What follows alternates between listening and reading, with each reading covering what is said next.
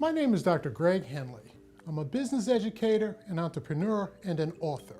Many of us thought that we could spot a millionaire from a million miles away until we read the book, The Millionaire Next Door, that contradicts conventional thinking about millionaires. Similarly, what we think we know about entrepreneurs is often misunderstood. The Entrepreneur Next Door will bust common myths about entrepreneurship while it motivates and inspires you. These entrepreneurs may not be the media darlings you've heard of. You've heard of Rockefeller, Gates, and Jobs. But you also know Bob, Sheila, and Robert, whose stories are just as enticing. There are some success stories around that never get out. Right. And I hope you can tell some of those success stories.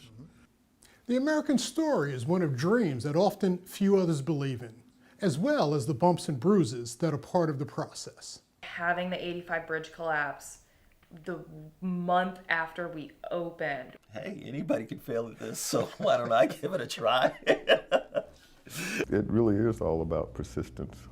We'll show you the passion, the intrigue, and the emotions of people who decided to change their worlds and whose stories should be told. Today's journey takes us to Atlanta. Atlanta is the home of Coca-Cola, Delta Airlines, Home Depot, and Turner Broadcasting. But does the same spirit of venture creation that started these iconic companies still burn bright? That's what we're here to find out. We're out front, maybe 25, 30 years ahead of most cities. I invite you to stay with us to hear the stories of Lonnie Johnson, a real-life rocket scientist who invented the Super Soaker water gun. Sarah Keith, a creative who is living her dream after seizing the opportunity of a lifetime to purchase a photography school that reflects her passion and skill set. And Robert Joseph, who has perfected the art of starting multiple ventures while also holding down a full-time job.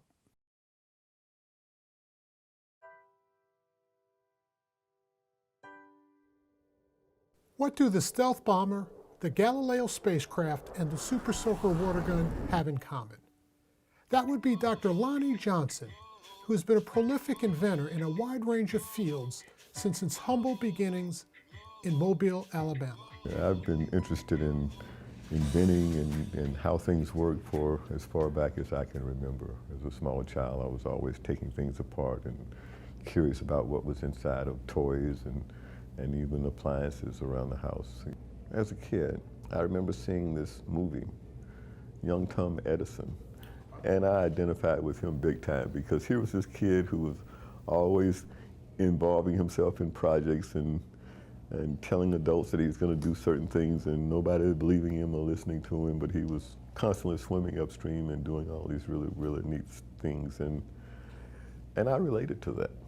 I remember one time my father and my uncle were installing a new bathtub, and I was watching them. Of course, when my dad would fix things around the house, and this time he was installing, remodeling the bathroom, he and my uncle. And they had this new gizmo thing that, you know, with the little lever on it, that where you could flip the lever and it would shut the water off in the drain. This was brand new technology, right?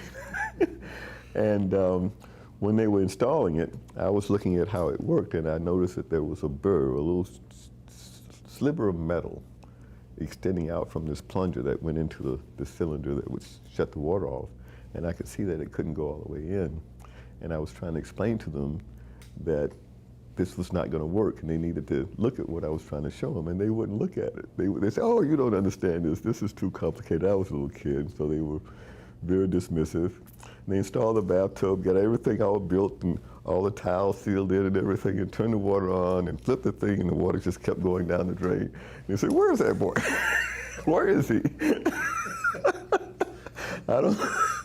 Dr. Robert Joseph is an MIT-trained engineer with a PhD in computer science from Carnegie Mellon.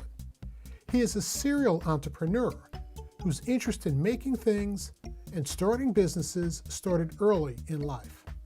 Like many people, he works full-time, but Robert launches businesses in his free time. I'm from Pensacola, Florida. Went to Pensacola Catholic High there, and then braved the North cold and went to MIT. I remember as a young kid, I designed the space station that I wanted to live in. And then that progressed, and my parents always gave me like little sets, like electrical sets and chemistry sets and things like that. I've been an entrepreneur since I was maybe 6. Okay. Started out, I had this idea of, when I was growing up, they had matchboxes that were hard shelled, and I had this idea of creating decorated matchboxes. So I would buy them. I think I'd buy 6 for a nickel. I would put cloth and beads and stuff like that on them, and I would sell them for a nickel a piece. Mm-hmm. So I was making a pretty good profit there. At how old? At 6. Like our other entrepreneurs, Sarah Keith began her journey very early in life with an assist from her grandfather. It is accurate to say the rest is history. Photography is one of your passions. Mm-hmm. Tell me about your background and how that came to be. Yeah, so when I was probably around like 10 or 12 was when my grandpa gave me my first camera. He was always into photography for the majority of his life. He was an ad man in Chicago and had used film forever, but digital started to sort of come around right in the 90s when I was starting to get interested in photography as well. So he gave me a digital camera. Every time like a new digital camera came out that he got excited about, he would give me that one.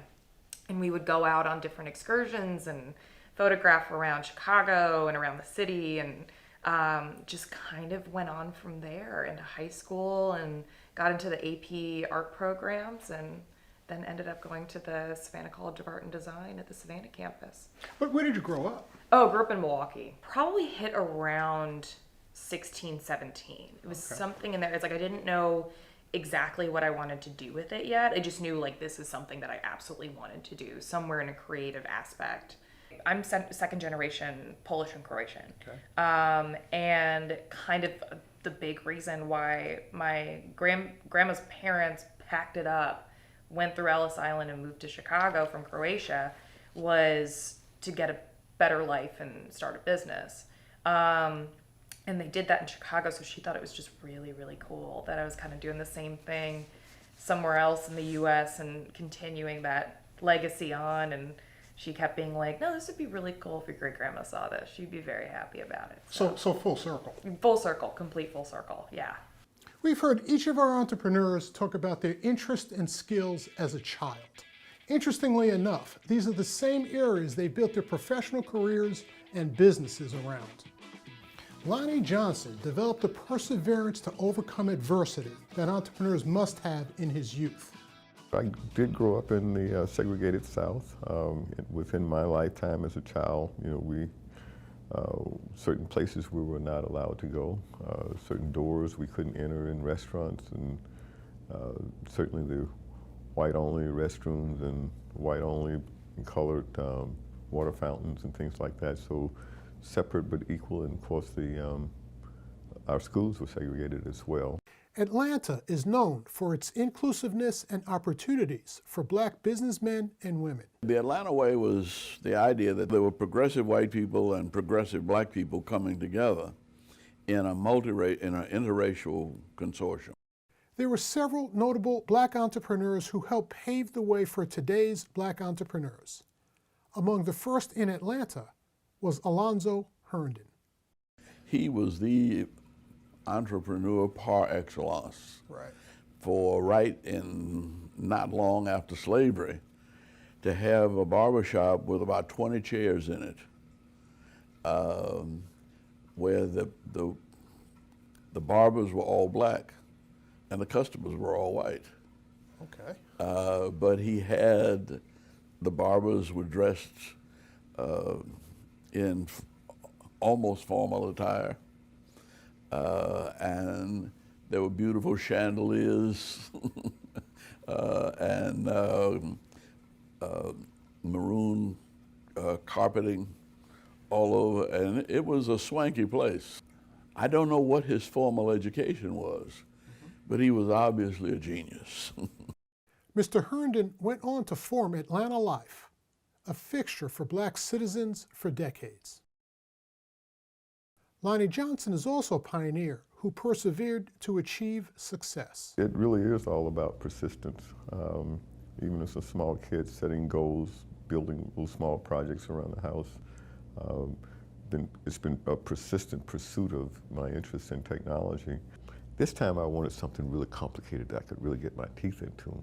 So I decided to build a robot. The last science fair of the year was sponsored by the Junior Engineering Technical Society, and it was being held at the University of Alabama. And of course, this is in 1968, and Governor Wallace had stood in the door at the University of Alabama just a few years earlier saying that no black students would come to this university. And of course, subsequent to that, it had been integrated, but it was still not a welcoming environment.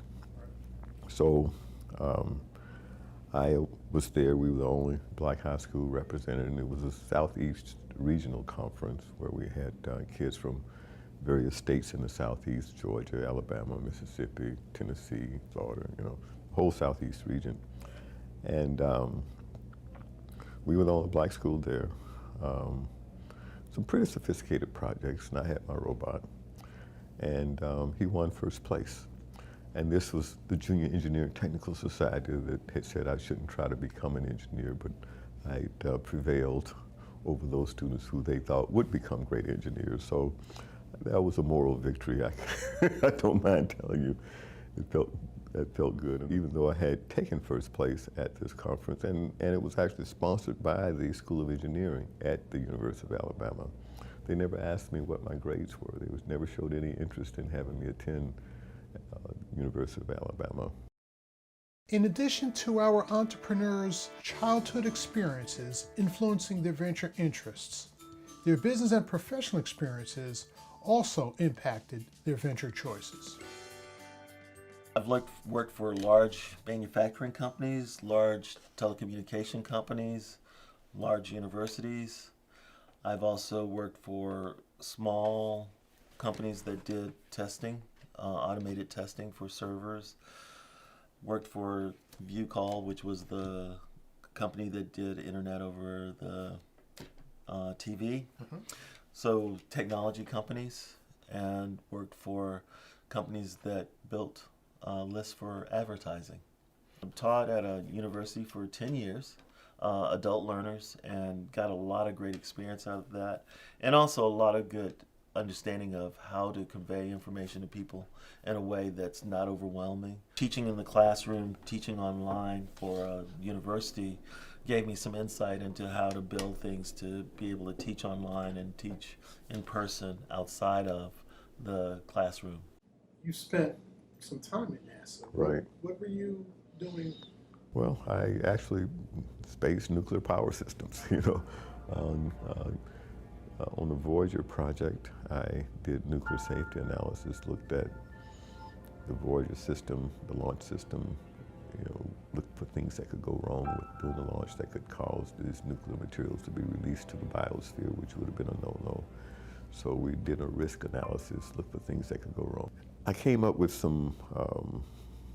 with an analysis that showed that NASA had made some mistakes in some of the risk predictions that they had come up with.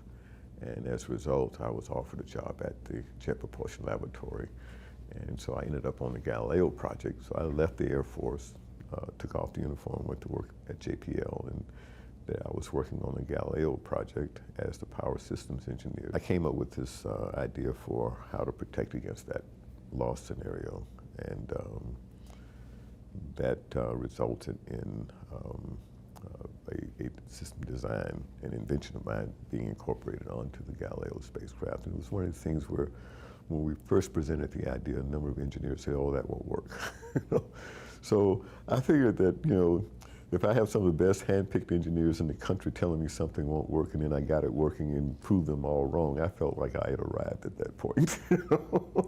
Graduated with a major in photography. I knew right when I went in, some people were undecided, but I was just like, nope, I'm definitely going to do photography. That's it. Major in photography and a minor in film and television. And ask everybody and let everybody know to say, like, if you want to hire me, hire me. This is what I do. This is the work that I do. Let me know at any point if I can get work. That sounds a lot like skills that are needed to start and run a business. Oh, yeah. Oh, yeah, absolutely. Through enough contacts, there was my friend Ryan who worked here when this was the showcase school. Okay. And he called me up one day when I was at my internship, my unpaid internship, and said, do you want to teach? And I was just like, maybe, sure, yeah, why not? All right, let's give it a try. And so I came in, and I kind of started to realize I was actually really excited, because if I could start teaching, I could also quit the restaurant that I'd been working at. And I had been working at restaurants and had like random part-time jobs, working everything from like dry cleaners to concession stands and everything since I was 13 years old.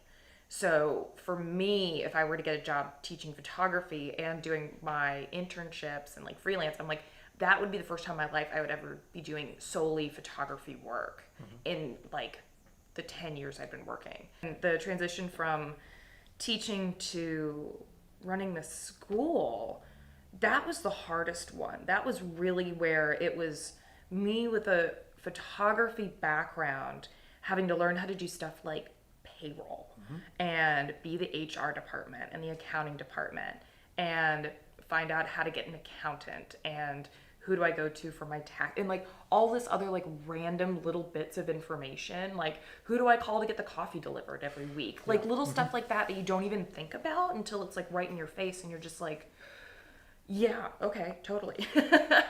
So that was definitely the hardest part, but I already had the skill set of scheduling that I had built up from my work as a freelancer that now I just had to translate into doing with like classes and workshops and with other people besides myself.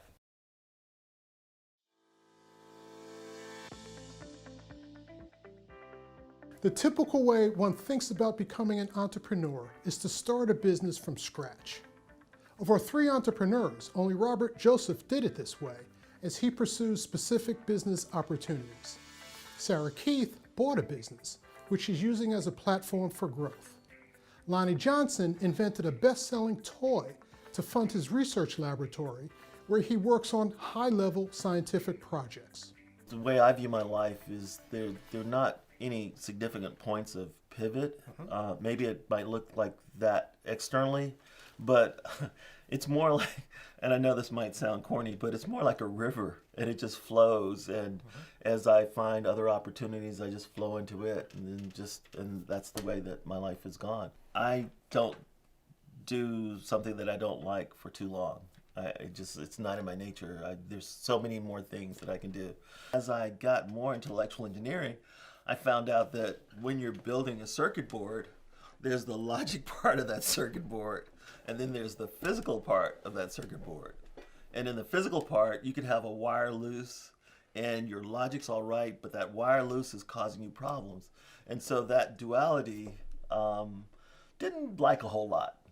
So I took a artificial intelligence class somewhere in there and really liked it and liked computer science and programming, and so I was like, hey, I don't have to worry about loose wires. let me do computer science. Just because I've got a degree in computer science, that's not all I do. I actually went to study comedy, took a class. Halfway through the class, I said, oh, this makes sense. And I convinced the teacher to let's write a book together. And so wrote a book called The Comics Playbook. After taking all these classes and everything, I was like, I want to make some money from this. So I started a business in which we do comedy shows. So we do a comedy show the first Tuesday of every month at one of the restaurants. And it's been a lot of fun. One of the things you learn in comedy is being conservative in terms of the number of words you use. So you're always paring down what it is you're trying to say. So you start off with a sentence, for example, or a paragraph, and then you constantly are working at paring that down and keeping it short and concise. That takes some work to do that and to give the same punch. And then sometimes it's even as much as looking at what word is funnier. Like, for example, if I say, I have 10 kids, Is that funnier than I have 10 children? It's all about how does it land, how does it sound. All that being said, though, you can say the same thing to a different crowd and it can land differently. One crowd can find it funny, another crowd not as much. It's really Robert's show, and I feel like I'm there to really support, but it also, I do have some involvement. So that's one of them. My sister, one Christmas, I saw her making a batch of moisturizer for her daughter. Her daughter had eczema and they were going to put her on steroids. And my sister's like, no, no, no, and started to make this batch, and it cleared up my niece's eczema right away. Wow. And so I was like, we need to sell that. So we started a company called Beloved Body Care, in which we added some aromatherapy to it, and we make aromatherapy moisturizers. Then there's team internet marketing that I have with Craig, and we build websites, and we're now also building learning management systems. We see the marketplace that small and medium-sized businesses that want to train their people and don't have the resources to have a learning management system, we can put those in. And then another company is starting is in the adaptive learning. So that's the fourth company doing the adaptive learning stuff. And that's with another friend of mine. And then there's the teaching that I do on the side. I teach as an adjunct professor at 2 universities around. All right. But I also have a full-time job. The average person probably has heard of the Super Soaker. What has that meant to you? It's interesting that people do come up to me and say, gee, thank you for inventing the Super Soaker, that we enjoyed it so much and so forth. And of course, obviously, that feels good to know that you contributed to someone's happiness. They're so enthusiastic about it, sometimes I wonder if they're really serious or they're just being nice. Because for me, it was just one of the things that I was doing, and it was just me struggling, trying to accomplish something that turned out to be very difficult. And finally getting there, I didn't really see it as a way of making people happy as much as it was me trying to solve some problems I was running into. It's just kind of a strange feeling, being treated like a celebrity sometimes. Having people make a fuss over you and want to take a picture with you and things like that. It's just kind of weird. I was trying to do with Super Soaker really was trying to invent something that would generate enough revenue for me to start pursuing some of the more challenging scientific projects that I felt I could address. Heck, at the time, I'd been working on Galileo and Voyager and Cassini mission and the stealth bomber and all these things. So the toy was a way of supporting myself so I could really work on, big time projects on my own. And it turned out to work out. It worked out pretty good. This is how I'm managing to support my laboratory at this point. How was the Atlanta School of Photography created? I had been working at the Showcase School for it's 6 years at this point. Yeah, and Jan had kind of brought me aside and said, look, here's the deal. The Showcase store is going to run inventory at the end of this year. And they're going to run the numbers on it and say whether or not it's still viable to stay open for 2017. And I was like, ooh, that's kind of gnarly. Okay. And they ran the numbers, and Jan comes back in January of 2017 and says, they're closing. They're gone. 30 years in the industry, and they're shutting down. And that means that the school, since it's under the umbrella of Showcase Inc., had to close as well. So Jan went around and told everyone that we had lost our jobs and the school was closing. I cried for 3 days. I'm not gonna lie. I was I'm not an emotional person, but when they told us, I was in shock at first. I was like, there's no way after, 27 years or however many years it had been around that the only place that we have like Showcase was going to close. That was our resource. As a working photographer, that was my resource of where I got things and purchased and rented. And so it was a little shocking at first. And then it was the nervousness of, okay, now what? Do I need to start looking? And I started kind of sending some emails to people and making some preparations, kind of buttoning up some things on my own business. And it was a couple of weeks from the news to, okay, Sarah's gonna do this. But then I was like, I think I have enough background and knowledge of the curriculum and the classes, and I'd work the desk, so I'm gonna do the scheduling, and Jan had been my mentor for like several years. And I was like, I think I can piece it together. I think I can still keep this up and running. So I asked her, I was like, how would you guys feel if I just bought everything, kept paying the rent, and kept everyone on board and changed the name? And they were like, yeah, you can probably do that. But I was thrilled. Nobody was gonna do a better job than Sarah. Then it was just a matter of letting everyone know and calling them back, which was probably my favorite part, and saying like, do you still want your job? Amanda, who you know, she like lost it on the phone. She like started, I had to like do the thing where like you pull the phone away really quickly because she was just like, I think not only about the job security, I love doing this, and we love our students, and we love everybody that steps foot in this door. So the fact that that was going to be gone also was a moment. It was just kind of, we didn't want that to end, and I think we weren't ready for that to end.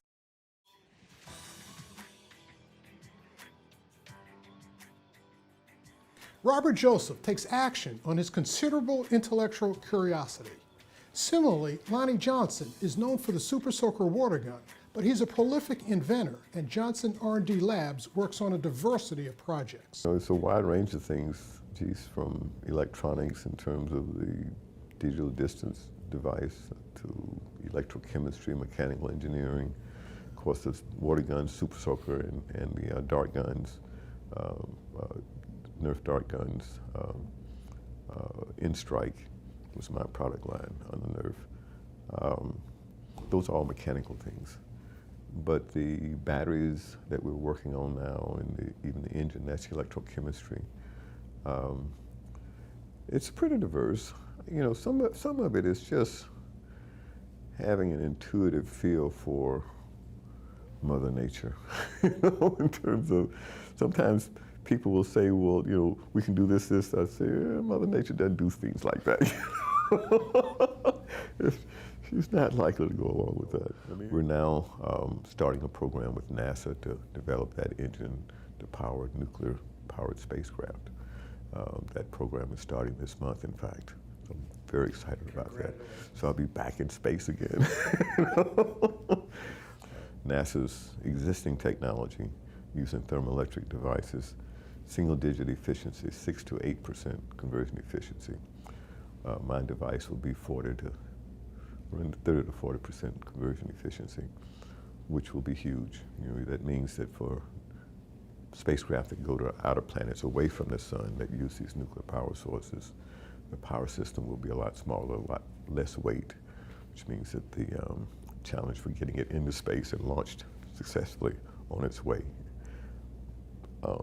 is dramatically reduced.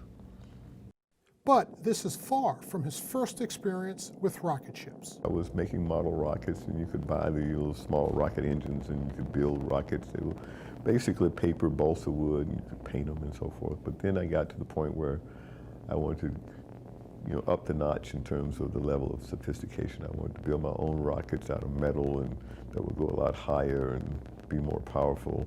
And then I got to the point where I was ready to fuel it. And I got stuck because the ingredients, as a small kid, I didn't know what the chemical formulations were. But they were basically materials that are readily available, but I didn't know this. Until one day my mother sent me to the drugstore to pick up a prescription, and while I was waiting on the pharmacist, I was just casually walking the aisles and reading labels on different containers, and then there I saw it. So I bought some. I had this concoction in a pot on the stove in the kitchen. I was mixing it and everything was going along quite well until a little part of it overheated, and I saw a little spark right at the edge of the pot there, and I said, oh geez. And there was no way to stop it. Flames started shooting up out of the pot all over the place. Sparks were flying everywhere, and the smoke was so thick I couldn't see my hands in front of my face. It was just that bad. And of course it scared me to death. Eventually the smoke all cleared, and it turned out that there were only a couple of small holes in the kitchen chairs, but otherwise the kitchen didn't catch fire. And of course, as a little kid, I was really, really scared because that I was in trouble. And so my mom told me, wait till your dad comes home, the classical line, right? And so I'm waiting to Dad. And so when he got there and he looked and he says, you're gonna have to do this outside from now on. And he bought me a hot plate. And so that was not the end of my life. Entrepreneurs tend to be very good at mitigating risk. They are not gamblers. They identify risk, understand it, and take steps to minimize it. Sarah Keith bought a business. Lonnie Johnson uses royalties from the Super Soaker water gun. Robert Joseph's way of mitigating risk is to start multiple businesses from which he can allocate his scarce time and resources into the ones that have the most potential. When you talk about the multiple businesses that you've started, I think about a portfolio of businesses. Venture capital firm has a portfolio of businesses. And I don't know if this is the way you're thinking, but the way I think when I hear your approach is that you begin businesses and you're able to see which ones have the potential to take off after you've taken it to a certain degree. And then you can devote more time and resources to the businesses that make more sense for you. That's the plan. That is the plan. When I look at a business, I also look at what it might take to continue that business on, and who can I hire, or what type of person I could hire or find that can fill that slot and move that business forward. So for instance, with my sister and I, the moisturizer company, I've already thought about, okay, right now we're producing it, but who can come in and then produce the product, and then who can ship the product, and what are the costs associated with that, and then kind of leave my sister in charge of organizing all of that and me helping to give advice and that type of thing. That's the long vision that I have. Do each of the businesses have partners? When I partner with somebody, then that means that I don't have to do it all, and so they can do some, I can do some, and we can jointly move things forward. And it's working with partners is great. Working with the right partner is great.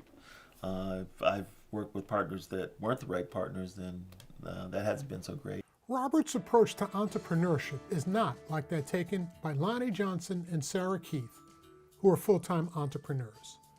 When the businesses of full-time entrepreneurs don't go as planned, it can have a catastrophic effect. What are you doing differently, though, than the previous business?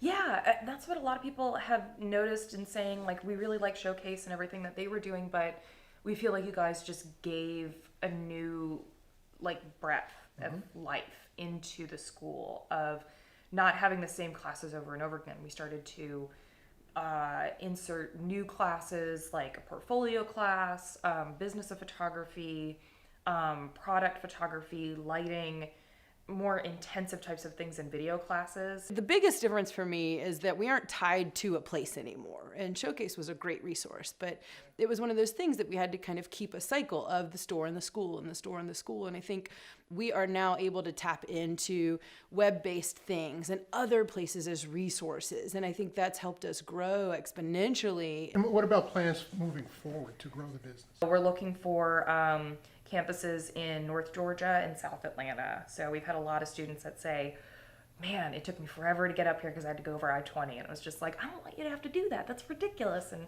how many more people in that area of Atlanta are we not reaching because we're just simply on the other side of a freeway? Right. Yeah, so expanding out to more campuses is our number one goal. Our entrepreneurs have all faced challenges and made mistakes. Yet, they have remained motivated to continue persevering, and they consider their mistakes to be lessons learned. I was lucky enough to talked to some people early on where they're just like, oh no, things are going to go horribly wrong. Like at some point, things will go so catastrophically wrong that you will think that everything's totally done for. But you just have to bounce back from it, and you have to keep going. And how you come back from it is always a bigger testament to how well the business will do compared to anything else you've ever done in your entire career. And I was like, okay, well, I have something to look forward to. That's nice. Yeah. It was right after we opened. So we opened in February of 2017. In March of 2017, the bridge right over here on 85 collapsed. Oh, yes. The fire, and it took down an entire bridge. And national news, even my parents up in Wisconsin called and go, is that anywhere near you? And I go, it is. Funny enough, that's the exit to the school. And I was like, oh my God, what a mess. And so after that, traffic was just unbelievable. And a lot of people were very hesitant to either sign up for classes or come to the classes they'd already signed up for, because they were saying, traffic's just too awful. I'll never get there in time, which I can't blame them for that. And so I reached out, and even some of our partners reached back out to us and said, do you want to have classes here? So our partners like Peachtree Camera Repair, we were calling them just to be like, hey, can you give like a 10% off deal in just these couple months when people sign up for classes while the bridge is down? And they said, just have them up here in Marietta. Don't even make them go through the perimeter. Have them up here. Aperture Rent was really fantastic and helped us out with spaces and discounts for our students. And it was just a really cool time to see the photography community come together. They recognized that we were in trouble and needed help, and they helped us out. It was really cool. We don't get new income until we have our next successful invention. So in that sense, it can be kind of tough, remaining focused and persevering through the long haul, especially on something like the battery technology, which is literally taking years to develop. I think the biggest mistake was putting money into advertising that doesn't work. Yeah. And you're just kind of throwing money at things. Advertising was the big one, but the first year you're just throwing money at a lot of stuff, thinking it's all just going to be great.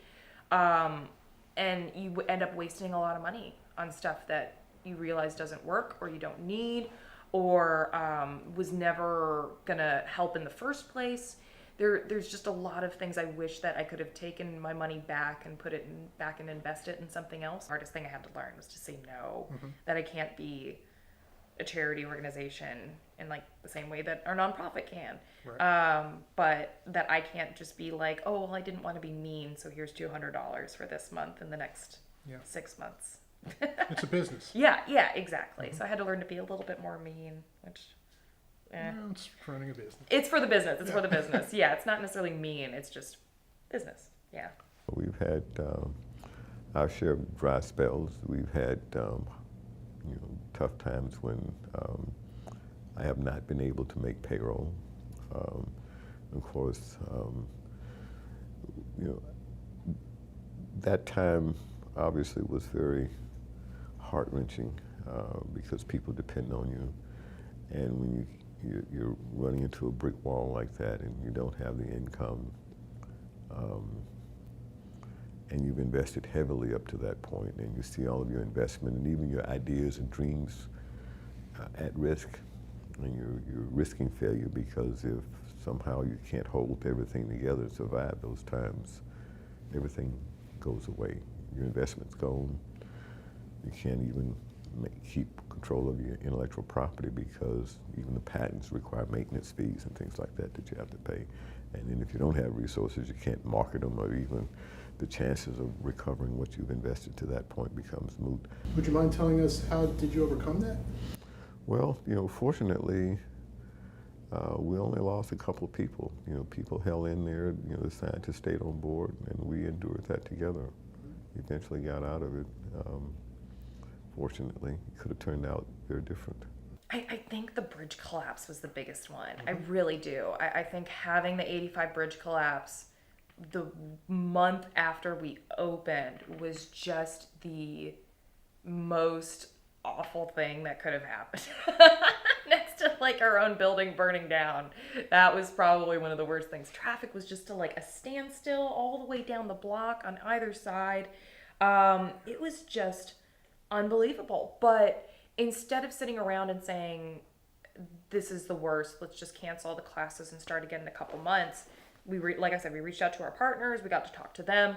I went and made signs and posted them all in the corner over here that said traffic sucks, photography is better, come learn with us, with an arrow pointing towards us, and basically coaxing people into saying, don't get stuck in traffic, come learn photography instead and wait for it all to blow over, and then you'll come take classes with us. People thought that was hilarious, and we got people to sign up because they just saw the sign. Another challenge is funding the venture. Many capital providers don't want to take on the risk of financing risky startup ventures.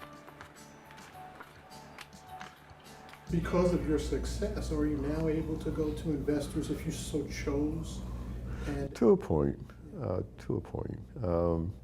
I still sense that sometimes that if there were, you know, if I were a different complexion, things would be just a little bit easier.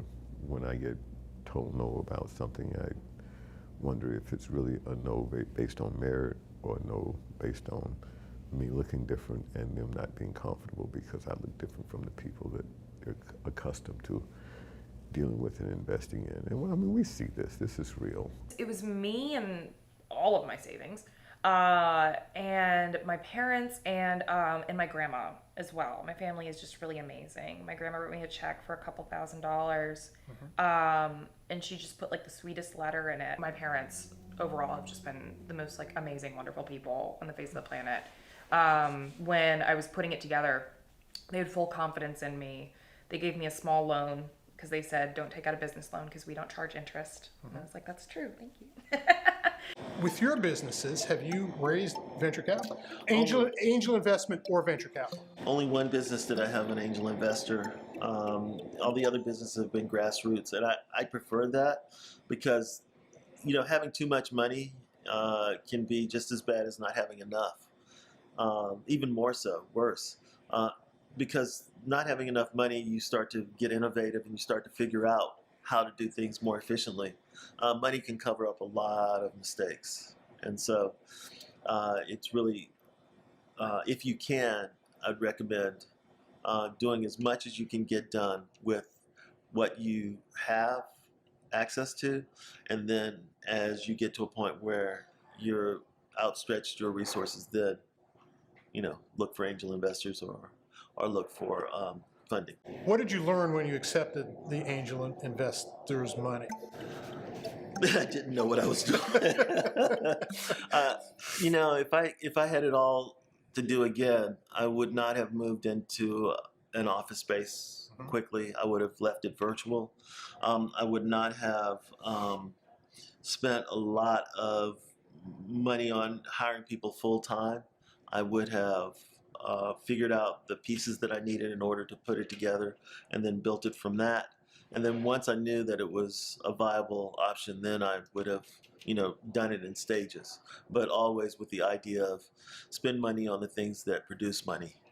Entrepreneurs typically follow the capital markets food chain when raising money. The first source is often personal savings, followed by family, friends, and fools, including crowdfunding. When additional funds are needed, entrepreneurs will seek angel investors. Of course, the best source is revenue from customers.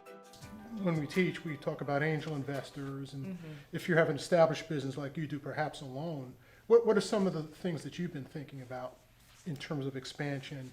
Some of the people that we've worked with, or instructors, or other people in the area that are very invested in the school and already kind of seeing what we're doing and want to be a part of it.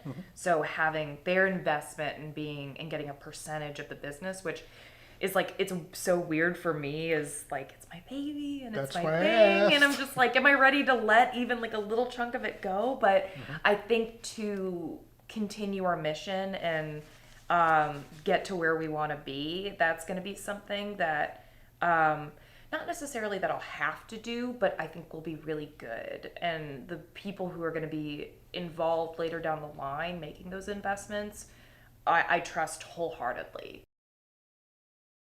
A small percentage of entrepreneurs obtain venture capital funding. Did not have any experience in terms of dealing with investors per se. Certainly venture capitalists. I'm still very, very much afraid of them. And they have I think they have a real well-deserved reputation for having a plan for taking over your company and turning it over within 3 to 5 years so they can cash their money out. And if they're successful, of course, you walk right to success with them. But they also have a tendency to make decisions that are contrary to the vision that created the company in the first place, and often those decisions can be very destructive. And there are just as many, perhaps even more, stories about failure as a result of after venture capital investment as you have with success.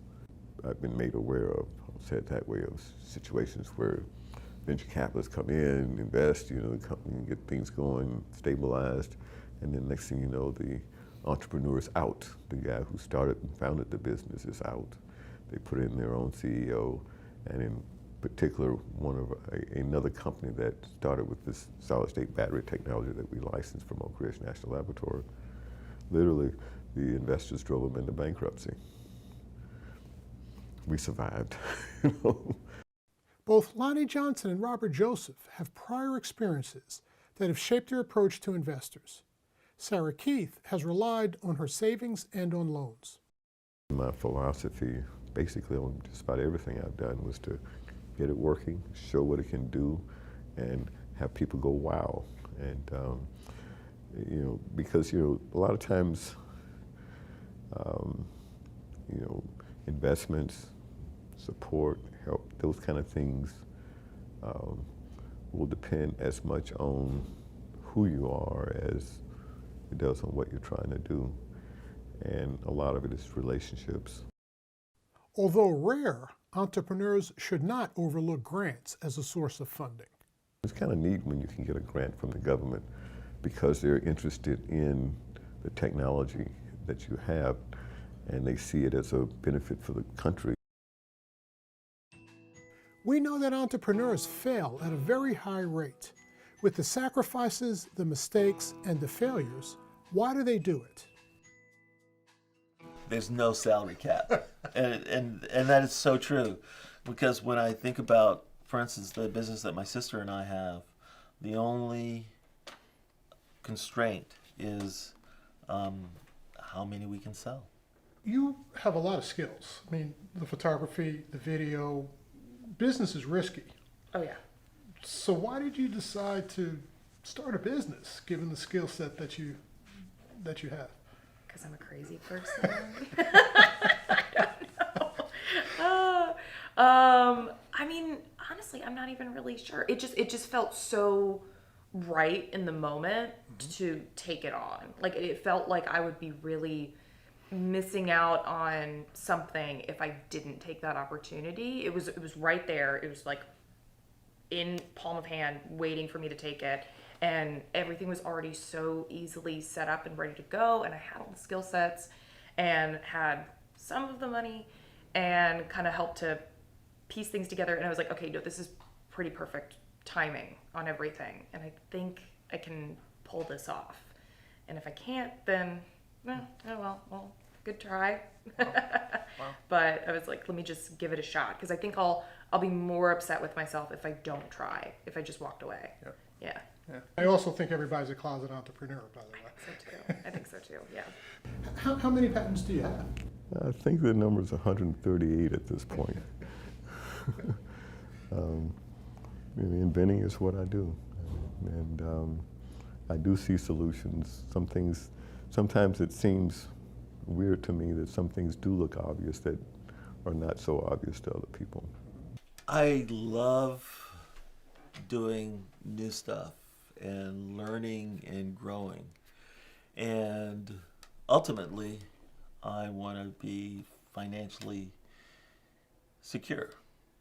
And so having a strategy of working at a large corporation, as well as starting smaller businesses to see which one really does have the staying power to yield the kind of money I want to yield when I'm retired, is kind of what I'm doing now. There are so much available in terms of resources to take advantage of.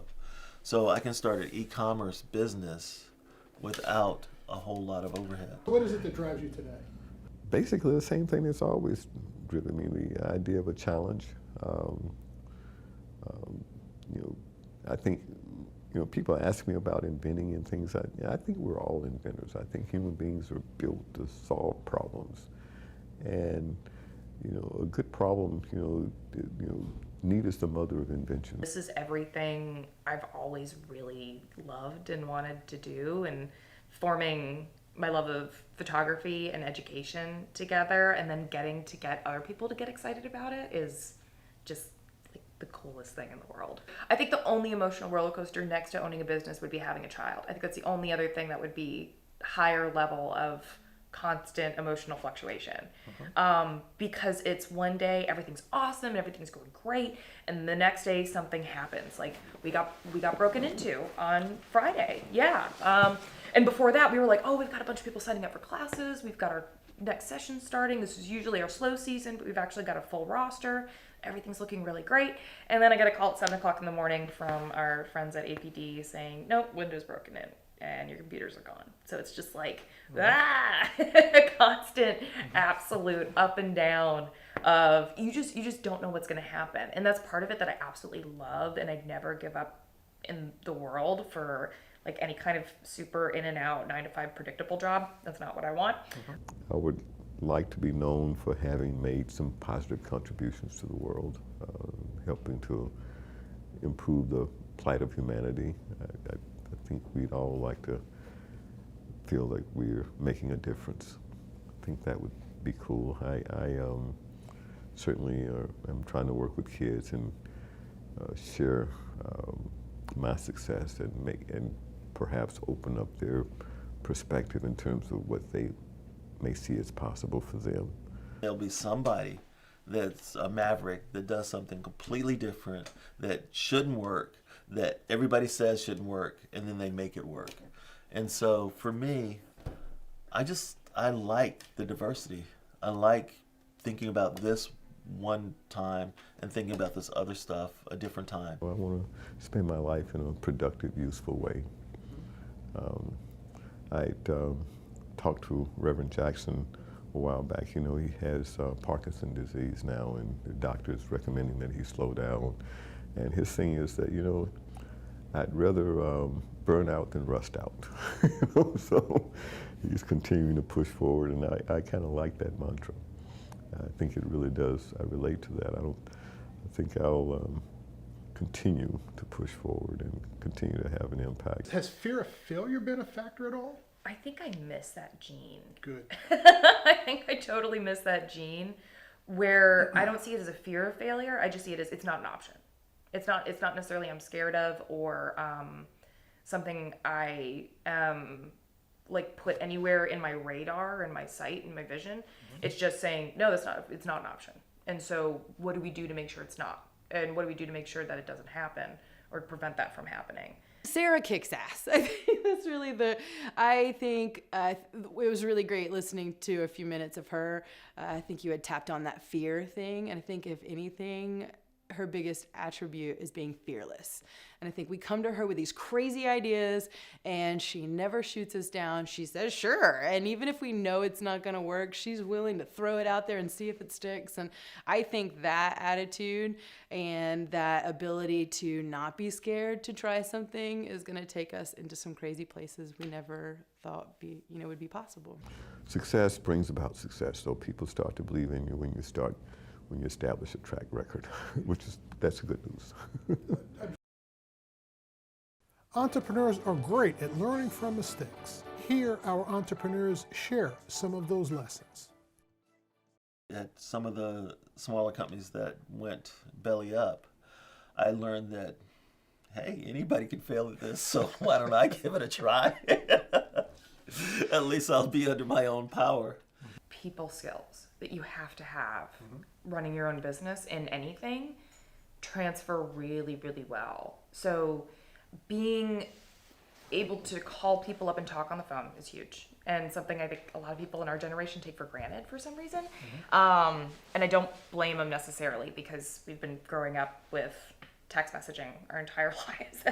Having the notion of like picking up the phone and calling someone is relatively difficult, but when you freelance, you like have to have that stuff down, and you have to have accountability for yourself at all times. I learned that, you know, really defining your market, defining your customer, and going after them is the most important thing. You know, the technology, what you're selling, all that is important, but the most important thing is the customer. Today's journey is nearing its end. Our entrepreneurs have accomplished what many of us dream of. Lonnie Johnson is able to support his research laboratory using income from another source, the Super Soaker water gun. Robert Joseph has achieved his goal of starting multiple ventures while working a full-time job. And Sarah Keith is living her dream by buying a business that is her true passion.